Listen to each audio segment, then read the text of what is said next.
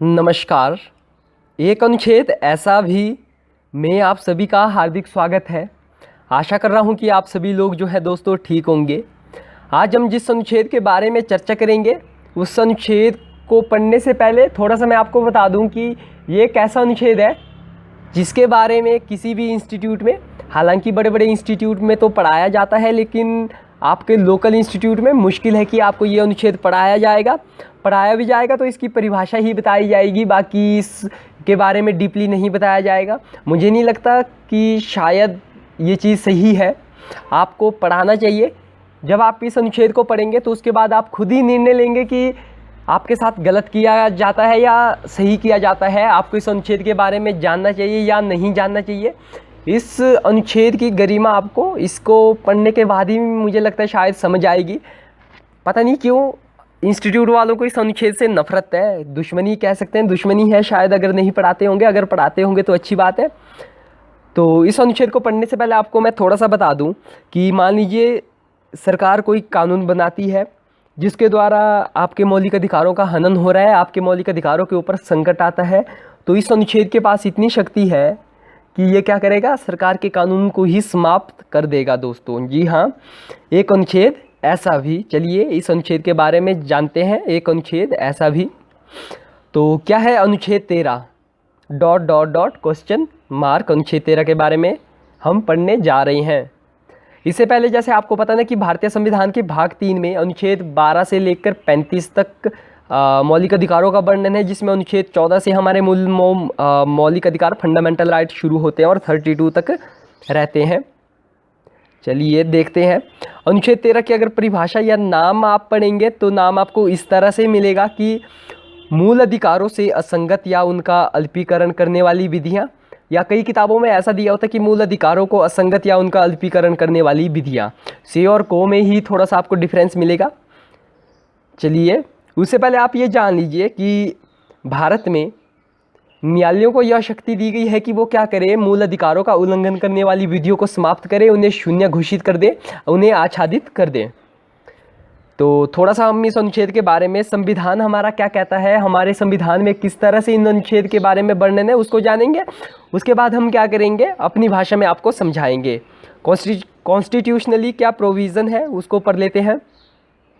अनुच्छेद 13(1) हमारा कहता है कि इस संविधान के प्रारंभ से ठीक पहले भारत के राज्य क्षेत्र में प्रवृत्त सभी विधियां उस मात्रा तक शून्य होंगी जिस मात्रा तक वे इस भाग 3 के उपबंधों से असंगत है, अर्थात मूल अधिकार से असंगत है। मतलब पहले इसका मतलब समझ लेते हैं ना, क्योंकि आपको लैंग्वेज समझ नहीं आएगी। लैंग्वेज समझ क्यों नहीं आएगी?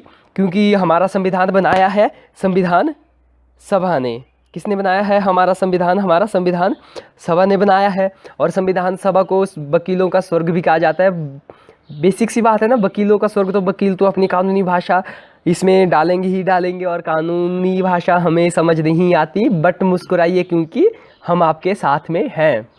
तो चलिए पहले मैं इसको थोड़ा सा समझा दूं। जैसे ये अनुच्छेद कह रहा है कि ये हमारा क्या है, ये मान लीजिए हमारे मूल अधिकार वाली लाइन है और ये हमारी कोई विधि है। ये विधि इस सीमा तक क्या कर रही है, यहाँ तक मौलिक अधिकारों का हनन कर रही है। तो सुप्रीम कोर्ट या हमारा जो न्यायालय है वो क्या करेगा, यहाँ तक ही इस कानून को समाप्त कर देगा, यहाँ तक इस कानून को समाप्त कर देगा, इसके आगे रहने देगा। बाकी निष्कर्ष बाद में भी पढ़ेंगे, लेकिन पहले थोड़ा सा आपको मोटा मोटा अंदाज़ा होना चाहिए।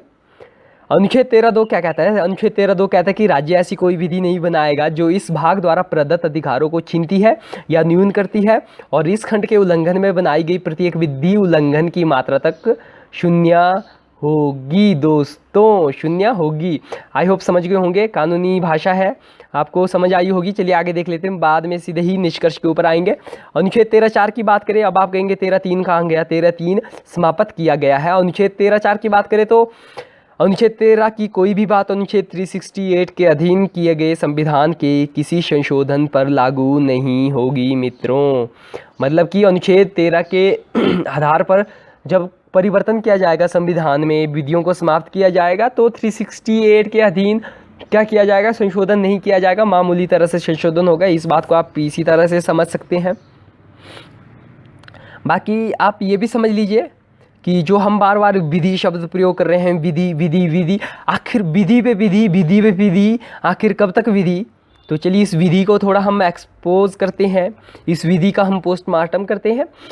तो विधि के अंतर्गत आपका संसद, राज्य विधानमंडल द्वारा पारित सभी प्रकार की विधियां आ जाएंगी, और इन विधियों को हम कैसी विधियों के नाम से जानते हैं, स्थायी विधियां, तथा राज्यपाल और राष्ट्रपति द्वारा जारी अध्यादेश भी इस विधि के अंतर्गत आएंगे, और इसे हम अस्थायी विधि के द्वारा क्या करेंगे, माफ़ कीजिएगा, अस्थायी विधि के नाम से जानते हैं। अब आप समझ गए होंगे स्थायी विधि और अस्थायी विधि क्यों कहा जाता है। अगर नहीं समझे तो कमेंट बॉक्स में बता दीजिएगा, we will here to help you. बाकी अगर निष्कर्ष की हम अगर बात करें, देखो ये कंक्लूज़न, ये तो हमारा जो आपने यहाँ से यहाँ तक पढ़ा, ये हमारा प्रोविज़न है कॉन्स्टिट्यूशन में, हमारे संविधान में ये प्रोविज़न दिया गया है। और संविधान की भाषा मुझे नहीं लगता कि आप समझ पाएंगे, लेकिन धीरे धीरे समझ जाएंगे। तो इसीलिए मैंने थोड़ा निष्कर्ष अपने अनुसार लिखा है, अगर आपको समझ आए तो फॉलो कर लीजिएगा। जैसे कि निष्कर्ष में देखिएगा कि भारत में कोई भी व्यक्ति, कोई भी संस्था या कोई भी इंस्टीट्यूट, कोई भी अकादमी ऐसे कानून का निर्माण नहीं कर सकती जिसके द्वारा भाग 3 में हमारे वर्णित उल्लिखित मौलिक अधिकारों का हनन हो या उनका अल्पीकरण हो। अगर ऐसा होता है, ऐसे कानून का निर्माण होता है, तो उस कानून को समाप्त किया जाएगा। किसके द्वारा समाप्त किया जाएगा? हमारे जुडिशियरी के द्वारा, न्यायपालिका के द्वारा समाप्त किया जाएगा। और क्या कहेंगे उसे? न्यायिक समीक्षा हम कहेंगे।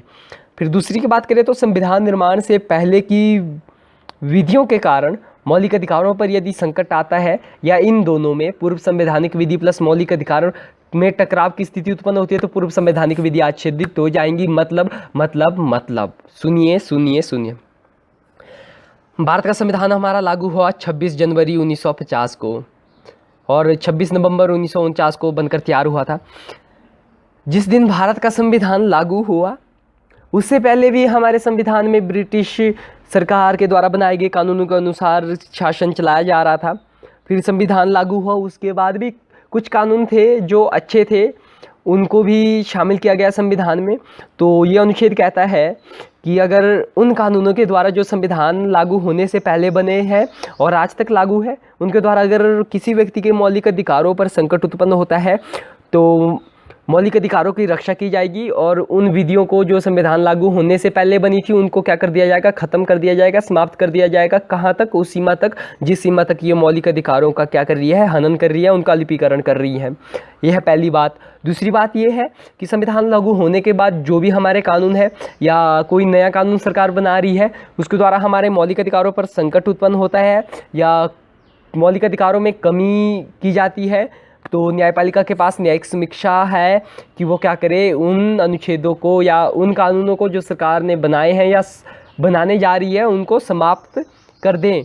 तो ये था हमारा अनुच्छेद 13। कुल मिलाकर अब आपको ही ये निर्णय लेना है दोस्तों कि ये अनुच्छेद आपको पढ़ना चाहिए या नहीं पढ़ना चाहिए। इस अनुच्छेद की गरिमा क्या है, इस अनुच्छेद की इम्पोर्टेंस कितनी है, महत्वता कितनी है। और बाकी आज के बाद आई होप कि जब आप किसी इंस्टीट्यूट में जाएंगे पॉलिटी पढ़ने, कॉन्स्टिट्यूशन पढ़ने, अगर वहाँ पर भाग 3 की शुरुआत आर्टिकल 14 से शुरू की जाती है, तो आप उन्हें बताएं कि भाग 3 हमारा 12 से 35 तक होता है। आप हमें अनुच्छेद 12 भी पढ़ाइए जिसमें राज्य की परिभाषा दी गई है। मात्र अनुच्छेद 12 इतना ही मत पढ़ाइए कि मात्र यहाँ पर ख़त्म हो कि अनुच्छेद 12 बराबर है राज्य की परिभाषा, यहीं तक ही सीमित मत रखिएगा बोलना। हमें आगे राज्य की परिभाषा को भी एक्सप्लेन कीजिएगा कि किस प्रकार से राज्य की परिभाषा को आर्टिकल 12 में परिभाषित किया गया है। आर्टिकल 13 में केवल हमें इसकी परिभाषा ही ना पढ़ाइए, हमें क्या कीजिएगा, सब कुछ इसके बारे में डीपली इन्फॉर्मेशन दीजिएगा। बाकी जब भी अगला एपिसोड आएगा, हमारा अगला पार्ट आएगा, एक अनुच्छेद ऐसा भी, उसमें हम पढ़ेंगे कानून के समक्ष समानता और कानून के समान संरक्षण। अब आप सोच रहे होंगे ये चीज़ क्या है, तो ये चीज़ दोस्तों आर्टिकल 14 में दी गई है। आर्टिकल 14 क्या है? हमारा कानून के समक्ष समानता, और कानून के समक्ष समानता हमारा 2 सिद्धांतों पर आधारित है, कानून के समक्ष समान समता और कानून के समान संरक्षण। इसी के साथ आई होप कि आप समझ गए होंगे मैं क्या कहना चाह रहा हूँ। आई होप वीडियो भी आपको पसंद आई होगी। कमेंट कीजिएगा, लाइक कीजिएगा, शेयर कीजिएगा। इसी कामना के साथ आपका दिन शुभ बीते दोस्तों। जय हिंद, जय भारत।